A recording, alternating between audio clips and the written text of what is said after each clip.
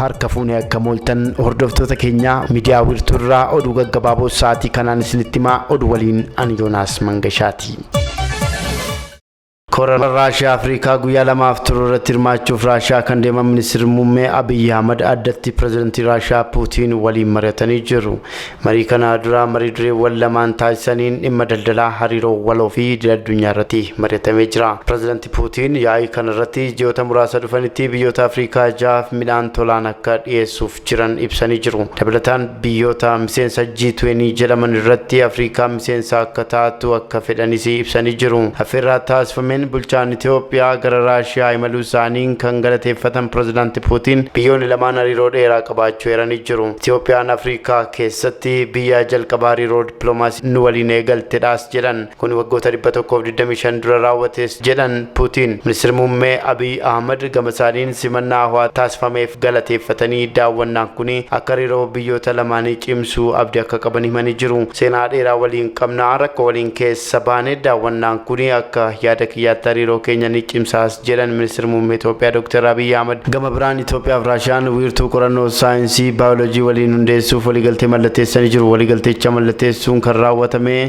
fi qondaaltonni biyyoota lamaanii bara kana keessatti marii fi qophii duraa waliigaltichaaf gaggeessaniin booda. Waliigaltee kana Ministeerri Innoveeshinii fi Teekinooloojii Dr. Ballatee Mollaa fi Ministeerri Saayinsii fi Barnoota Olaanoo Raashiyaa Vaalerii Faalkoov mallatteessanii jiru. Qorattoonni Raashiyaa waggoota 35 oliif Itoophiyaa keessatti qorannoo baayoloojii gaggeessaa akka turan ni beekama. Ministeerri Innoveeshinii fi Teekinooloojii Dr. Ballatee Mollaa waliigalteen ammaa kun qorannoo qorattoonni Raashiyaa kanaan dura gaggeessaa turan bal'inaan kan babal'isu yoo ta'u Itoophiyaan faayidaa isheef malu akka argattuufis ni gargaara jedhanii jiru. Biyyoonni lamaan waliin ta'uun wiirtuu kana hundeessuun hojiitti yeroo hiikan damee kanarratti dabarsa beekumsaa fi teekinooloojii irrattis faayidaa bal'aa akka qabu himanii jiru.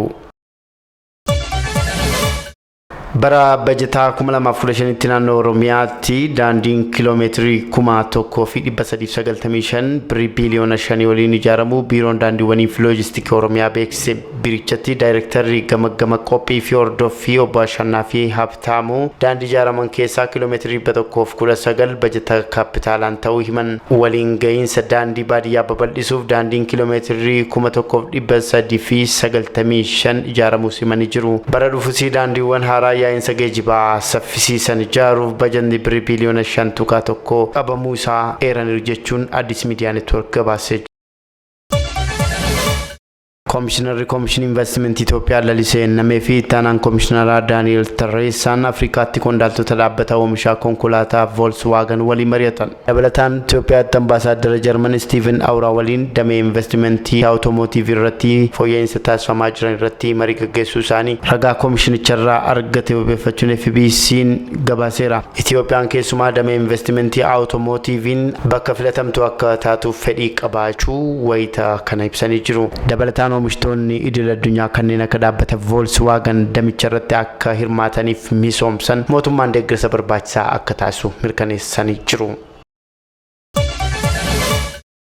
Biiroon barnootaa magaalaa Finfinnee bu'aa qormaataa kutaa 8ffaa bara 2015 foomse. Finfinneetti barattoota qormaata kutaa 8ffaa fudhatan keessaa harki 70.6 qabxii 50 ol galmeessuun darbuu isaanii biiroon barnootaa magaalaa Finfinnee ibsee jira.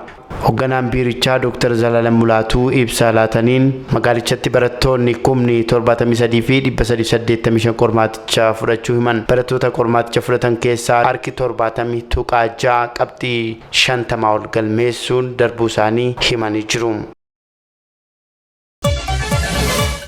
Faawundeeshiniin Hacaaluu jiraattota naannoo Sumaaleerraa Shiraan buqqaaniif deeggarsa taasisee jira. Faawundeeshinichi jiraattota naannoo Sumaaleerraa buqqaanii kutaa magaalaa Bishaan Gurraachaa jiraataniif deeggarsa taasise. Haati manaa Artiist Hacaaluu Hundeessaa Adde Faantuu Damsee namoota naannoo Sumaaleerraa Shiraan buqqaanii kutaa magaalaa Bishaan Gurraachaa qubsiifamaniif re'oota 63 arjoomuu isaanii koominikeeshiniin magaalaa Shaashamannee gabaaseera.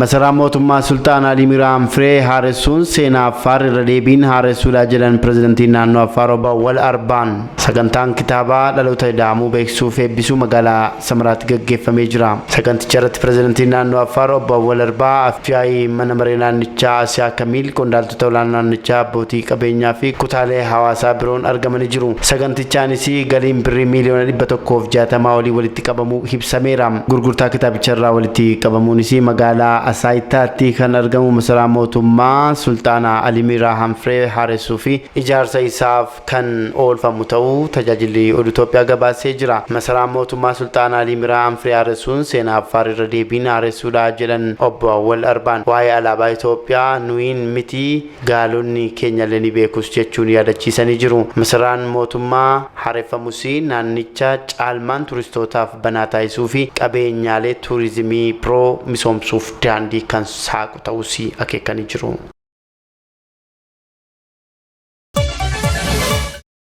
Pirezidaantiin Raashiyaa Vladimir Putin duree biyya Zimbabwee helikooптera badhaasuu isaanii ministeera odeeffannoo Zimbabwee wabeeffachuun BBC'n gabaasee jira. Ibsa miidiyaa hawaasaa gubbaatti dhoobameen kennaan duree Raashiyaa kun dhiyeenyatti ergamas jedhameera. Pirezidaantiin Zimbabwee Emerson Mnangagwaan dureewwan Afrikaa biroo wajjin kora Raashiyaa Afrikaa irratti hirmaachaa jiru. Zimbabwee fi Raashiyaan hariiroo baroota hedduu lakkoofsi akka qabanis irra deebi'uun BBC'n gabaasee jira.